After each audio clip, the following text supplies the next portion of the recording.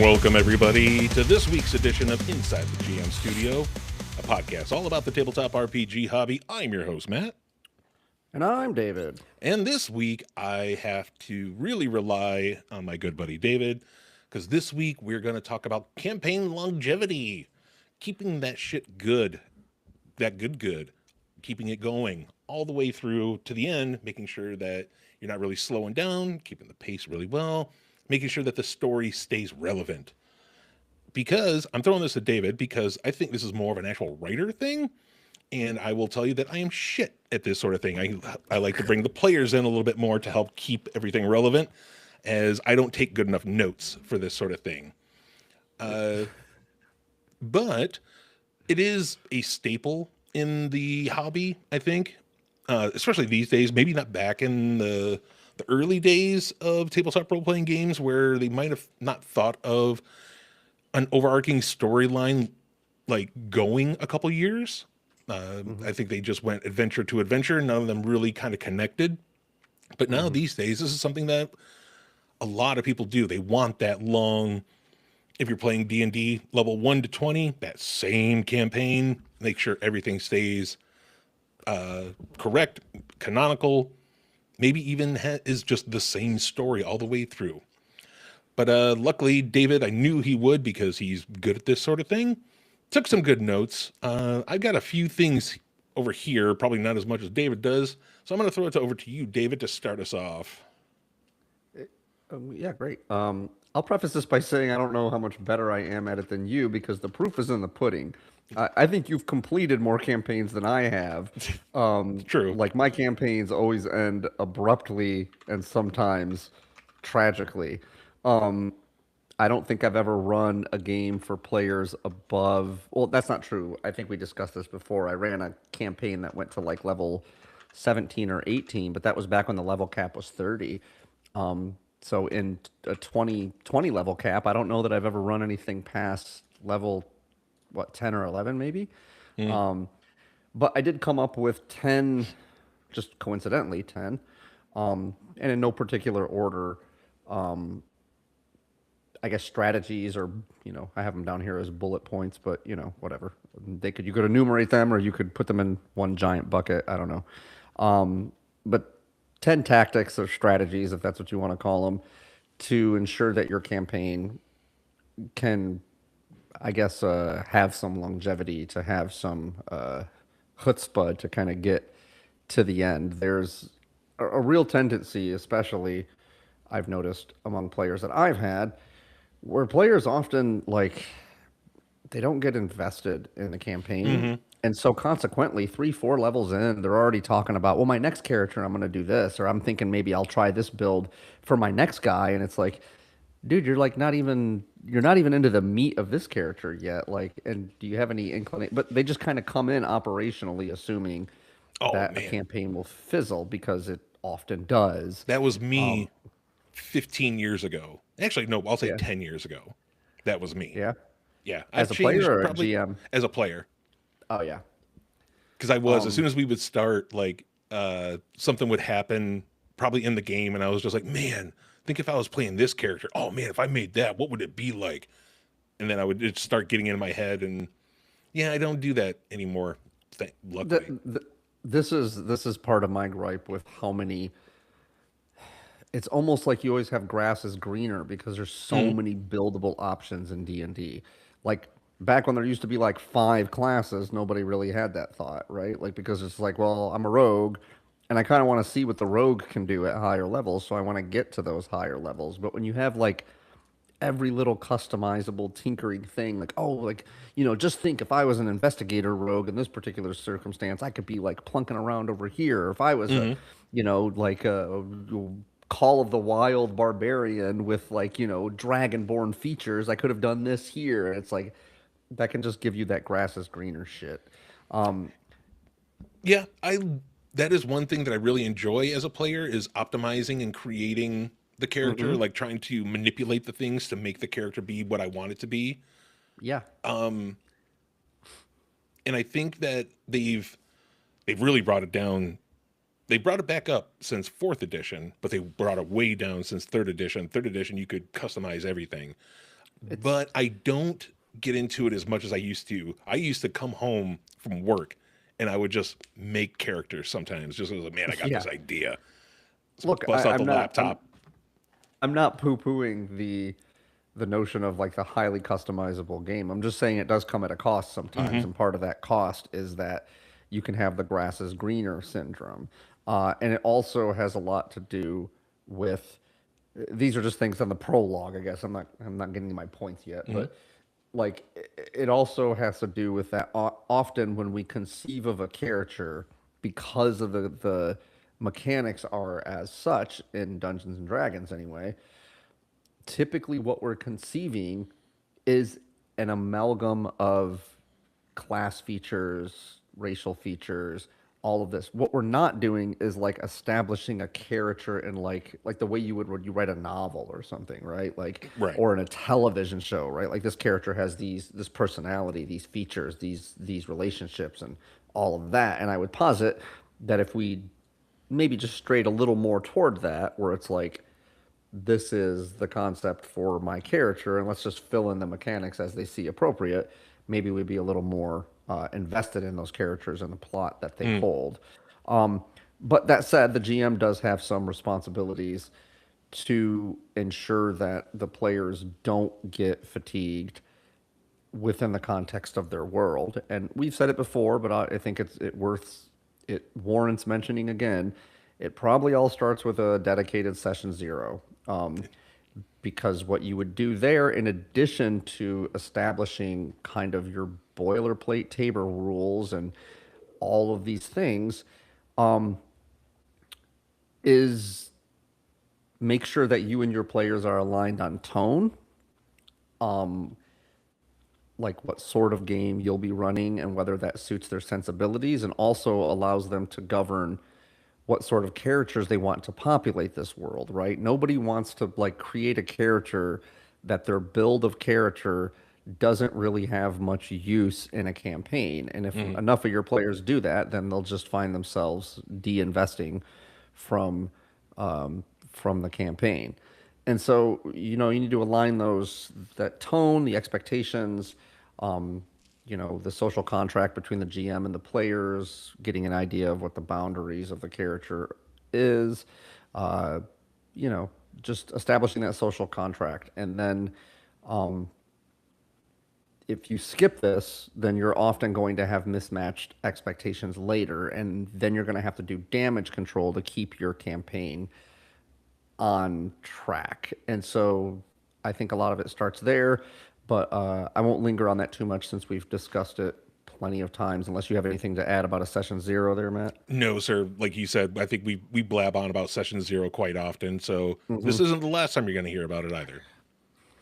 Right. So just as you mentioned too, I do think it's a pretty good strategy to my second point here is to get player buy-in, to get players investments, right? The GM can not carry the campaign by himself or herself. Hmm. So when you do pull on the threads of the character, like allowing them to weave their character goals and backstories into the world, allowing them to kind of evolve organically, then they do exactly what you said, which is essentially become co-authors, right? Hmm. People don't abandon stories that they help to write, right? They're less likely to do that. So that was just kind of worth noting that you shouldn't take on too much responsibility as the GM, because part of what you should be doing is allowing the story to be tailored to the players. Players don't like to have a particular narrative, particular story shoved down their throat. Even if you don't railroad them, they want to know that you can adapt and weave a story world that is a fun sandbox for them to play in. Hmm. So one of the biggest things, I think Matt alluded to it at the top of the show too, is many campaigns die from a lack of good pacing, right? It can it's I have it here in my notes as the silent killer. Yeah. um, Too many campaigns, they just die from bad pacing, Hmm. just burning. It's either maybe burning out because things lag, or there's nonstop action that is just like almost like amping everything up to the point where it just feels exhausting, like you're in a Michael Bay movie or something. Um, you know, some players like lore, but if they don't, then maybe some areas are more lore dumpy and they can just feel winding and kind of whatever. So you need to have a good sense again with the session zero and the point above it, the player investment. Try to get a sense of what your players want when you're balancing high intensity arcs with kind of maybe more quieter character driven things, motif and theme versus action and grind. When is an appropriate what is an appropriate lens to use in particular moments of the story where the characters don't really care about certain aspects. I think you and I both, Matt, on the pacing front have been like, I am done with the players shopping in real time. Like, I just have no fucking Hmm. time for that anymore. Yeah. It Tell just, me what you want, and yeah, I'll tell you if you can find it or not. yeah, yeah. I mean, if a player is like, hey, I think this guy that I kind of like met before, you plant a few seeds for maybe interesting NPCs, shop owners, and stuff like that.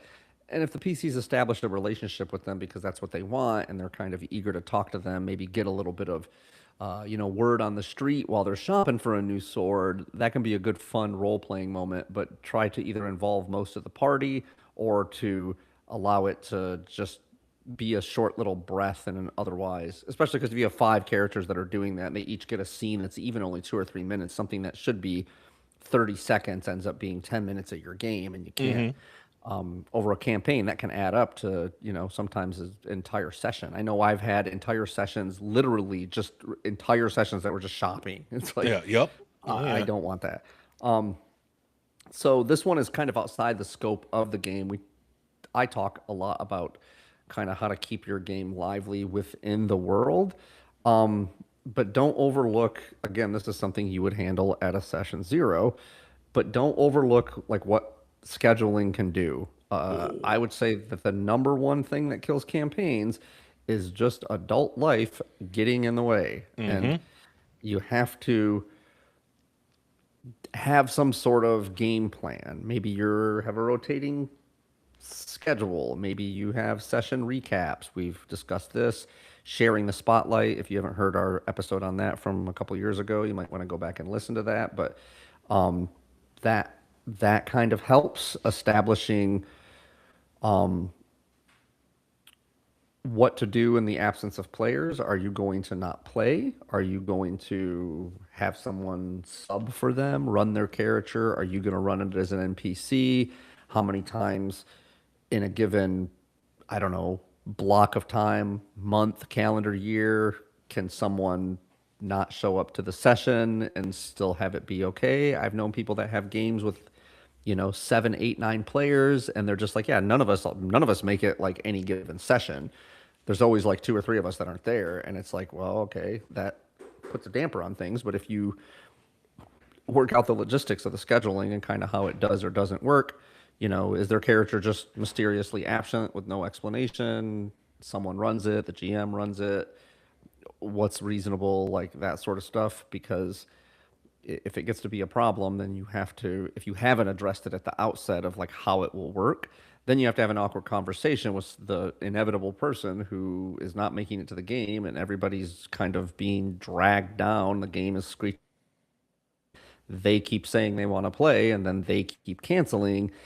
That's an awkward conversation to have that no one really wants to have to be like, dude, you have to get out of the game. Um, you don't like to tell players that. Nobody likes to tell. I don't know that I've ever told a player that they had to leave my game, but generally speaking, I just kind of make my expectations known and trust them to be an adult and bow out when it's appropriate, sometimes way longer than it's appropriate. But anything to add on to any of those points that I made already, Matt? No, I like that you're kind of doing, because what I have written down, my little bullet marks here are all kind of more structure while yours is more of like what you add as you're going to keep it relevant and to keep it alive. I like that. Yeah. Yeah. I mean, I got a couple more things that are kind of meta, but for the most part, the remaining things are kind of on within the context of the story world, right? And the Hmm. next one that I have here is very much tied to getting the players invested, but it also is kind of, or I should say, is tied to getting the players involved, but somewhat orthogonal to it insofar as what you want is you want the world to evolve as the campaign progresses, either in a level by level way. Um, Changing locations is a good way to do this. Things can just putting the characters in different environments, either an island environment or a desert environment. If everything takes place in a very small geographic area, the world can feel very small, and it can also feel like the characters are just kind of waiting for things to crop up and playing whack-a-mole instead of following a plot thread that causes them to traverse the world. And it keeps things spicy because then you get different flavor to the world. You can describe different types of architecture. There's obviously going to be different types of monsters and enemies that are in different regions. But in a general way, it's really just a way of creating a living, breathing world that reacts to the characters' choices and keeps them kind of coming back. So the thing that really is important to remember is kind of tied to the earlier point is if their decisions don't matter to go to place A versus place B, talk to person X as opposed to person Y, to make decision circle instead of decision square, then they'll just their engagement will just drop the fuck off because they'll just feel like they're on a roller coaster instead of like driving a dirt bike around or whatever, you know. Hmm. So in a similar fashion, you kind of to what I was alluding to about pacing, um, you need to make sure that you're, in addition to making the world evolve and a living, breathing, lived-in world, you need to do the same with your story arcs, right? Hmm. So there needs to be a good combination of long and short story arcs, and maybe even mid-story arcs. I was just talking about this the other day about how I miss episodic TV shows like Star Trek TNG, where it was like there were storylines and there were arcs that sometimes were 5, 6, 7, 8, 10 episodes long. But it used to be like a 24 or 36 episode season, Hmm. and there would be maybe two or three plot lines in there, but then they punctuate those. Like maybe you just get off the Borg plot line, right? It's like a 7 or 8 episode arc or whatever it is, and then the next few episodes are just kind of standalone episodic episodes where the drama is resolved by the end of the episode, right? Hmm. And then they might segue into another shorter arc, maybe 3 or 4 episodes, and they just kind of do this over the course of a season. And if you do it over the course of the entire show or the entire campaign, then things feel like they have, momentum and that they should carry forward. Like I said, I was just talking with somebody about this, several shows, Battlestar Galactica and TNG, and to a lesser degree, the Stargate series, where although the shows are episodic, more than some modern shows, it's like you feel like season 7 Captain Picard is a different character than seasons 1 through 6 Captain Picard, right? Like each season, it's like he carries with him the events that have happened. Um, and sometimes that's a short arc, sometimes it's a medium arc, sometimes it's a longer arc. Obviously, your campaign is going to have one overarching goal: defeat the big bad, save the world, whatever it is. But within that, you need to be creating kind of micro arcs, things that are maybe smaller arcs within the plot, maybe are more medium arcs through a certain level. Like characters level 1 to 5 have a certain goal that plays may or may not play into the overarching plot. And then obviously characters will have their own arcs, right? Their own character arcs and even their own party dynamic arcs. You don't need to get overly complicated with it. You can just kind of go like, just like I was mentioning before with like high intensity, and you need smaller low energy moments between high intensity to allow it to breathe. The same thing is true with long arcs. If the players feel like they're just climbing Mount Everest and they get no resolution or satisfaction of anything until they reach the summit, it's going to feel incredibly arduous, right? So, anything to tack on there, Matt? No, sir. You're doing great. Another thing that I think is particularly devastating to fantasy genres in general, not just in games, but in narrative structures in any capacity, is that there doesn't seem to be any sense of permanence. We kind of discussed this a little bit on our show about retconning, and we discussed it a little bit on other shows about like how to make your campaign like feel like it has like good stakes to it. But the important thing to remember is that if there's no stakes, then the world stops feeling believable. And if the world stops feeling believable, then the players won't invest in it. So there needs to be a sense of finality to things. If you're just trying to keep your characters alive so that they will survive to the end, you'll neuter their investment. If everybody just has level 10 plot armor and like nobody is ever in any danger, sure, the campaign is slogging along and you might get to the end, but it's not going to be satisfying. And this is the reason that you have to have a well-calibrated campaign that knows what the danger level is and the plausible survivability, so that the characters know if something's going to be really difficult, they might not make it out. And you have to be comfortable with allowing that to stand. Like if a character gets killed, or like I always do, it's like the whole party just gets killed. I've abandoned some campaigns that like I was just like, man, I really would have liked to have seen this campaign come to a head, but that's just not the way it played out, right? Like the characters died, and they needed to die for them to know that I'm willing to allow that to happen. And every campaign where that happens and we come back, I think has more gravity. Like, okay, we have fucked up and we have been killed before, and so it's not like he's going to protect us. We need to figure this shit out. And when you play with the same players over a long time, they get savvier and they carry those decisions forward. So that's a really important thing. I don't know that it necessarily there's any real concrete tactics there, except just remember that there needs to be a sense of finality in your world. If you're retconning things a lot, if you're undoing things that have happened in the past, you're rewriting the history, this just erodes, that puts the players in a tailspin, so they just don't know what is going to happen next, and that's not good. So, I don't. Do you have that problem, like with a sense of finality in any of your campaigns, or Matt? No, because that kind of goes with, I'll go ahead and give like the first thing that I thought of, because the reason I thought of this topic was I was working on yesterday, actually, right before we played our game yesterday. I was working on my the game that I'm going to run for the pay to play one that I'm doing on Start Play or whatever it is. I can't remember what it's called now. But I wanted it to be 2 sessions. Each of them was going to be 4 hours long. So I have just kind of trained myself. I can look at an adventure and be like, yeah, that's about 2 hours. That's about 4 hours. I could run this in about an hour if I had to. It's probably made to be 2, but I could get it at 1.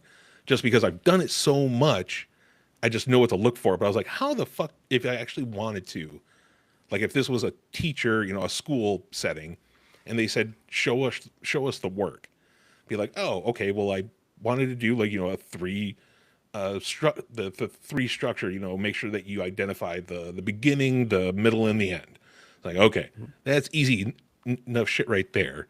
You got your road map that you're working on, but it's now when you're actually making sure that story, if this is what you're planning on doing, your entire campaign for the next 2 years is going to be this arc, and it's just going to be pretty much the same story through and through. This is where you have to start putting in like big turning points and whatnot. And I think that's a good thing to start adding. Add more than you need to if this is your actual plan, because you can always take them away. But turning points, I think when it comes to role-playing games, might be more than just regular like story structure, because turning points could just be like the big climax at the end and all that, the twist if you're M. Night Shyamalan. But I'm thinking of like other turning points, which could be meeting certain NPCs or coming across a certain encounter. That's what Hmm. I'm thinking of at the time. So like that's what I was saying when I was coming up with this stuff. Those are two of the big things that I came up big things I came up with, which is more all encompassing instead of the nice little pinches of flavor that you were putting in it. Yeah, I mean, often that's a pretty good point about turning points or whatever, because, like you said, we have a tendency to think of plot twists as big reveals, Hmm. and big reveals come at the end. But a plot twist is just anything that takes the plot in a new direction that it wasn't otherwise going in. So don't undermine the like actually rather than having a plot that has one big plot twist toward the end, it's probably better to have several kind of minor plot twists because then you're it feels like you're bobbing and weaving, you're kind of like moving, the plot is always going somewhere unexpected and fun. Maybe it's not a hard deviation, um, but several small twists can be just as impactful and more organic than a big twist because big twists play with expectations in a way that might cause you to have to do some things that don't make sense, like because if you've seed things properly, then that's what a big plot twist is so satisfying to us because if it's done well, then you should have been able to figure it out, but Hmm. you didn't figure it out. And so that often kind of gets overlooked as a method for ensuring that the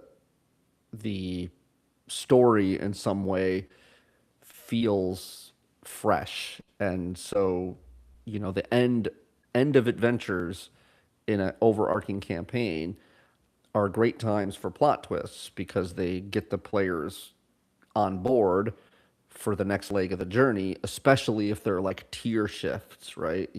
Generally speaking, kind of colloquially, we assume that there are kind of tiers to play in D&D. Usually they track with I would say they crisply track with your proficiency bonus, right? Like when your Hmm. proficiency bonus goes up, you're at the beginning of a new tier. Hmm. And when you do those, should happen 5 times throughout the course of a campaign. Those adventures, you should really be raising the stakes and throwing a plot twist in there. And if you just end it, then it's a great, like it feels like a book end, the end of a film or something that there may or may not be a sequel to.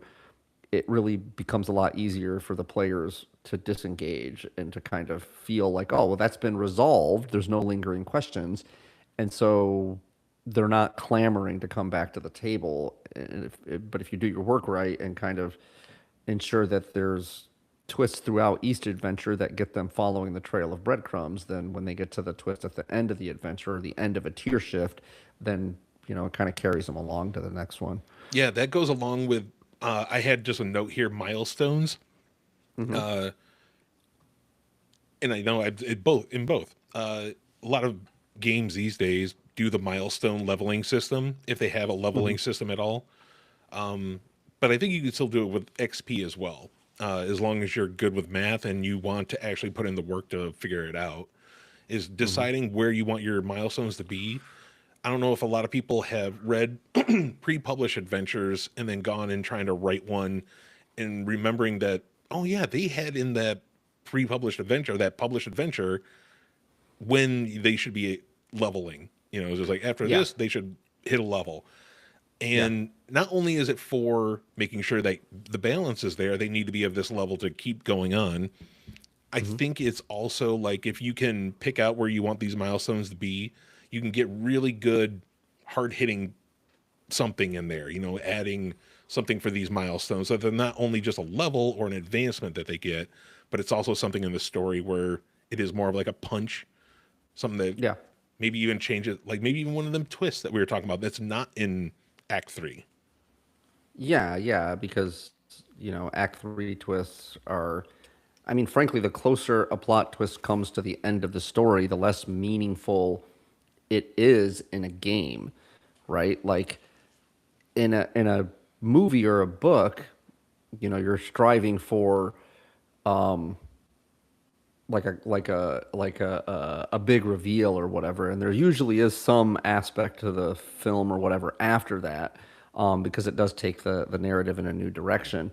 But if you do a plot twist too close to the end, then there's really no room for the characters to react to it and change their behavior and to kind of like adjust their strategies or their worldview or whatever it is.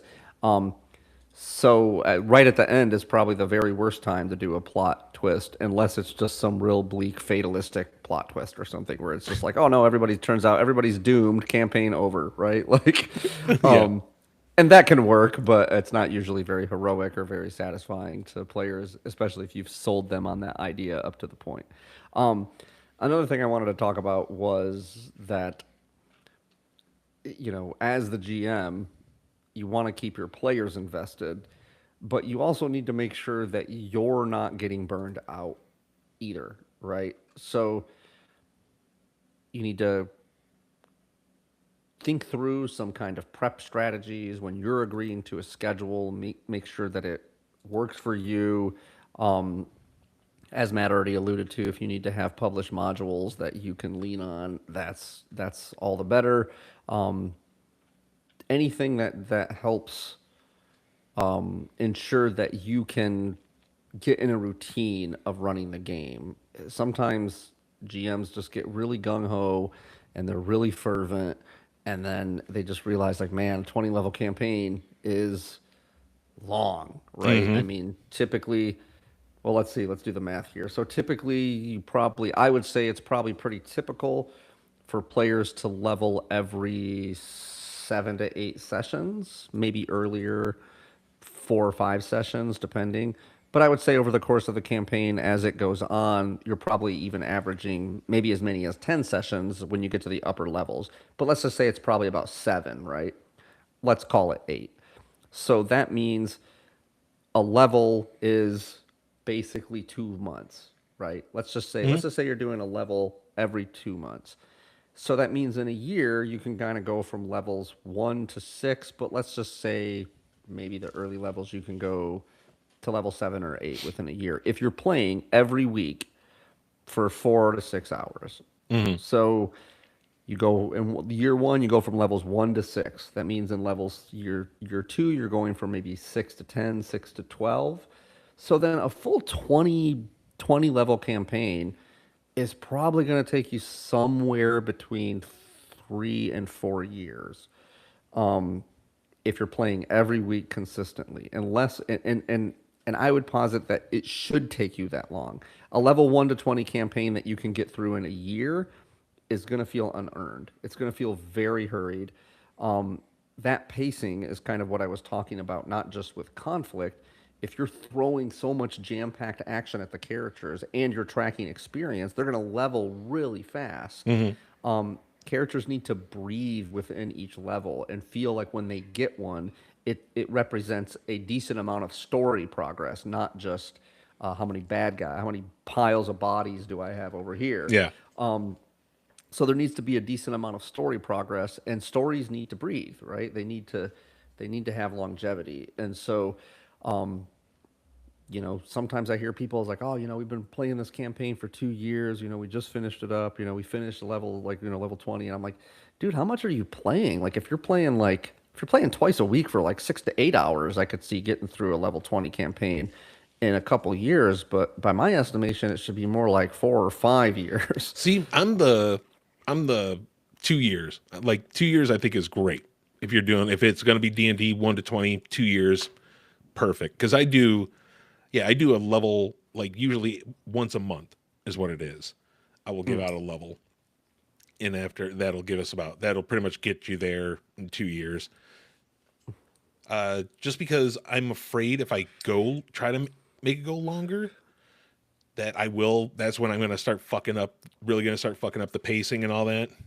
So, like, but I don't know, like, unless your campaigns are really action packed and the pacing is really, really tight, like, so once a month is every 4 sessions. Yep.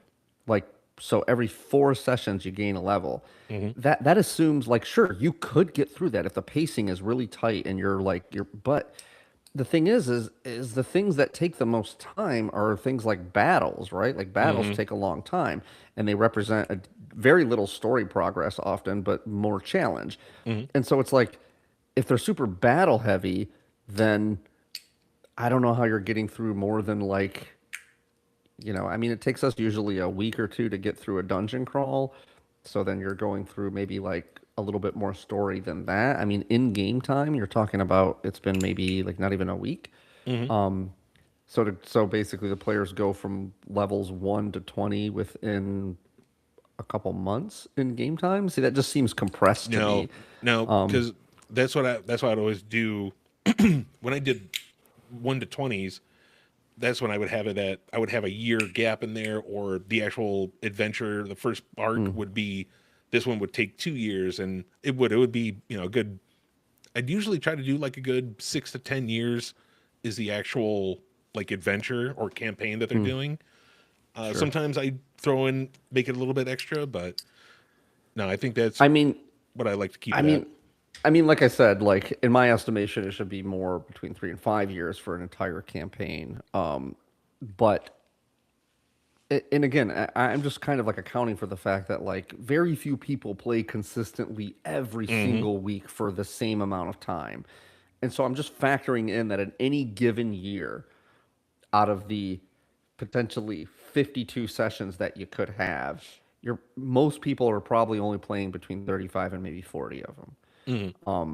And that's, you know, so but yeah, I mean, if you're consistent about playing every week for, more than 4 or 5 or 6 hours, I could see it. But even still, that's a that's a pretty big commitment for you to be doing on a regular basis like that. And so, At you, our age, shit, man, gotta make sure that I'm awake first. yeah, you have a problem with that. No, no. It gets sleepy. Um, so yeah, I mean, I would just say just try to be thoughtful about communicate with your players, your bandwidth to be sure that you're being consistent. You don't want to be bailing on the game, and you certainly don't want to lose interest in it so that it feels like a chore. If you do that, then you will get burned out, and that will cause your campaign to fizzle. So, Hmm. as another kind of outside the actual narrative of the game point, it's important to have the right combination of players at your table. I curate players fairly carefully. I generally speaking like to have I like to play with people that I got into the game. So that means that they're kind of like familiar with what my overall MO is. Because the last thing you want is any sort of interpersonal friction between you and players and the DM, and that can end a campaign very abruptly. And I think I shared my horror story with you about the guy and his wife, and Hmm. it was just like that was ill advised, and it really was just pure pressure that put me in that situation. You have to remember that you are the arbiter of who sits at your table. And if you do not think that somebody fits that overall vibe, then you should not invite them to your game, even if you might like them personally.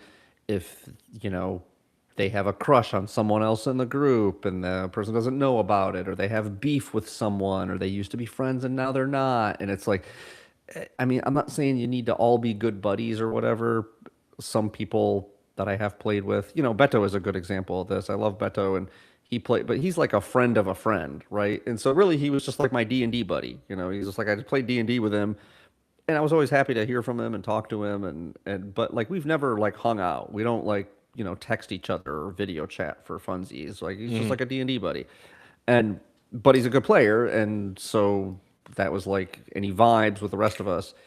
So some people might be very good friends of yours, but they might just not contribute to the overall vibe of your table, and you need to be thinking about these things when it's tenable. People that have good manners, good etiquette, they're going to be a better fit for your game because they show up on time. They don't interrupt the other players. They remember to bring snacks and clean up after themselves at the house, and they're respectful of other people's, talking, and they're respectful of your time, and they don't derail the game. And so You need to have that as a pretty big consideration. And um, you got anything to add onto that point? I have one more point here but I wanted to give you a minute there, Ryan. I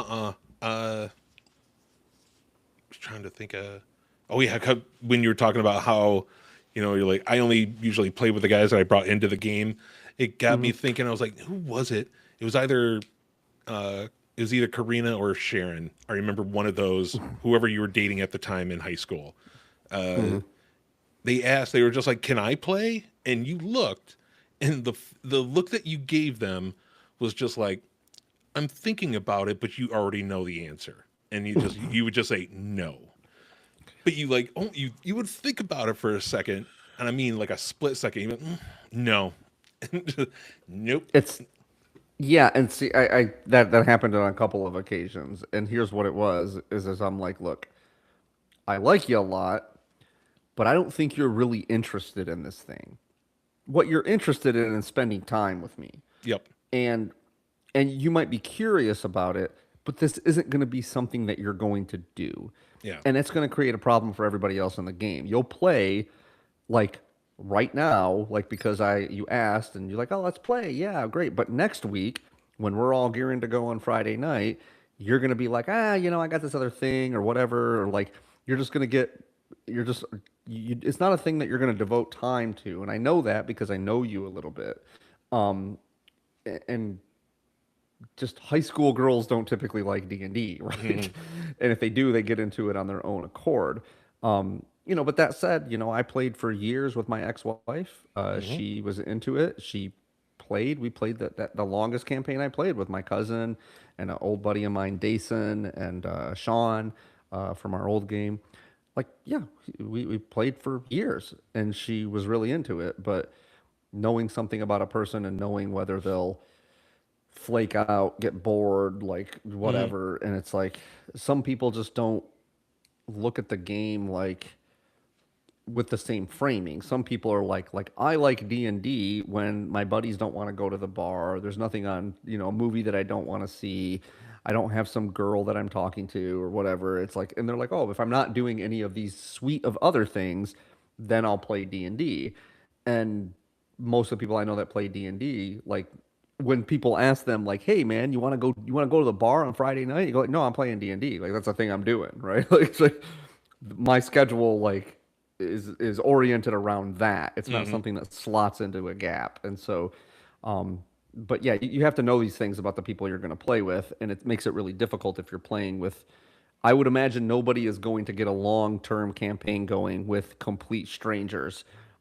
But even if you were inclined, again, handling things at a session zero to suss out their sensibilities is very wise.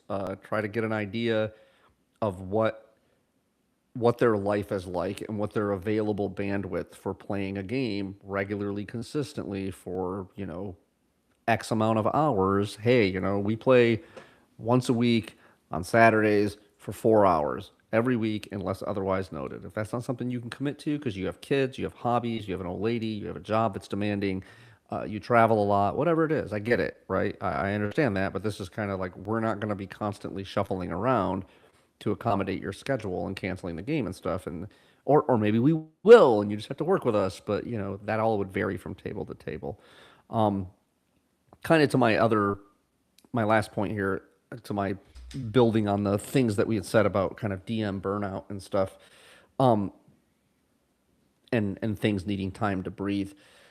My last point here is comes back to most of the things that I talk about when it comes to a good narrative, and it's true of a good campaign and its longevity, is that there needs to be some sort of catharsis within the game. This is a way to keep your players engaged. And so long campaigns, they need time to breathe. They need time for the players to reflect on their accomplishments, celebrate their victories, hang their head low in their defeats. Um, and this can be concrete things like leveling up, getting magic items, but they can also be story beats. Um, it could even be uh, in-game anniversaries of sorts, or even hell, for that matter, you could even do, you know, out of game anniversaries, the players celebrate this 1 year to the day that we got together, right? But I think they're more satisfying when they're within the narrative of the game. And there's some naturally baked in things that are going to be reward systems that are just part and parcel for the game. Um, but don't miss opportunities to allow little moments that are like rituals that build a shared memory within the context of the game. Basically, what it does is it continues to remind the players of why they started playing the game to begin with and what they like about it. And so, anytime you can have moments like that in the game, especially when they're like character to character moments, that reinforce some bond within the context of the game, pull on some shared history, some shared trauma, some great accomplishment, or whatever. Maybe it's encapsulated by some sort of, abstract thing like a title, or maybe it's a concrete thing like the villagers erect a statue in the memory of a fallen comrade or something. But all these things are just a way to kind of get the characters to feel something about the story that they're involved in. And generic ways like gold, magic items, and levels, like those do it, but don't miss the opportunity to kind of pull at some other things that maybe, and you don't have to be heavy-handed here. I'm not saying turning the thing into a goddamn soap opera, right? But Yeah. but just like little moments that like kind of go like, here's how far my character has come, or here's what they've learned, or what they've kind of accomplished as a party together. It gets to that question of, we've talked about it before, like, why are we all adventuring together? Yeah. And like, there needs to be an answer to that question. And as the campaign goes on, it should be less ambiguous, right? Like the level one is always kind of tricky, right? Like, I don't know, why are we all here? We're all in a tavern, right? But after you get a few adventures under your belt, then it should just kind of start to snowball. Maybe a character that you just brought on board as an NPC because immediately you were, well, I mean, this is happening in our campaign, right? You brought an NPC on you had aligned goals. And then now it's like he kind of carried forward. And then it's like, so you kind of have to keep re-upping that relationship. And over a certain time, there's no longer a question of whether this person is a guest star on the show. Like they're part of the main cast now, right? And you need to kind of reinforce that, with some member berries or something, some sort of milestone that commemorates it. And that'll keep your campaign kind of having forward momentum. So I think that was all my points. If you have anything to tack on there, I can kind of riff off No, of that. I had the very little, just the basics there that I was thinking about yesterday. I didn't have much. So, nope. If any of you out there have anything to add on to this topic, send it to insidethegmstudio@gmail.com. Or if you have any questions for us as well, give us a topic. We would love it if you gave us a topic. Give us something to rant and talk about. It'd be fucking awesome. If you would like, come over to twitch.tv/Inside This GM Studio every Sunday, usually every Sunday at 9 p.m. Eastern. But for this week, for Inside the GM Studio, I have been your host, Matt. And I am David. A good night.